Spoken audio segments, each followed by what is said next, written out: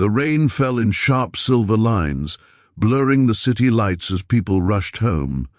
But amidst the busy noise, a small girl with soaked shoes and trembling hands stood at the glass door of the tallest building in the city. She looked up at the security guard with wide, shy eyes and whispered, I want to meet Mr. Zaidan Khan. Do you know him?" The guard blinked in surprise. Children didn't usually walk into a billionaire's corporation by themselves. "Why do you want to meet him, little one?" he asked softly. The girl clutched a wrinkled envelope to her chest. "Because I think he's my real father." That single sentence cracked open a story no one in that building was prepared for. The first meeting in his office on the top floor, Zaidan Khan was a man feared for his calm power. Billionaire, CEO, and a symbol of success built from a lonely childhood, he trusted no one. He loved no one. At least, that's what he believed. When the security guard informed him of a little girl asking to meet him, he frowned. But something inside him whispered, "Go." When Zaidan stepped into the lobby, he froze. A little girl, maybe 8 years old, stood there with a face that felt painfully familiar.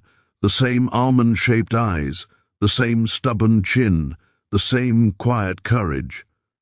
"Why did you want to see me?" he asked, trying to keep his voice steady. The girl swallowed and opened her small backpack. She pulled out a photograph, old and slightly torn. "My mother told me that this man is my father," she said. "Do you know him?" Zaidan looked at the photo, and the ground shifted under his feet. It was him, younger, happier, with a woman he had loved, but lost. And the little girl was the girl he never knew existed, the past he tried to forget years ago. Zaidan had fallen in love with a kind, bright woman named Hania. She taught him how to laugh, how to dream. She softened the rough edges of the man life had hardened. But his world was ruthless. His business partners warned him that love was a distraction. A scandal broke out involving his company, and to protect Hania from the media chaos, Zaidan walked away from her, believing it was the right sacrifice. He never knew she was pregnant, and Hania disappeared from his life like a quiet storm. For years he convinced himself it was better this way, that he wasn't meant for family. But now, standing in the lobby, looking into the eyes of the daughter he abandoned without knowing, regret sliced through him like a blade. "What's your name?" he managed to ask. "Amira," she answered. "My mama.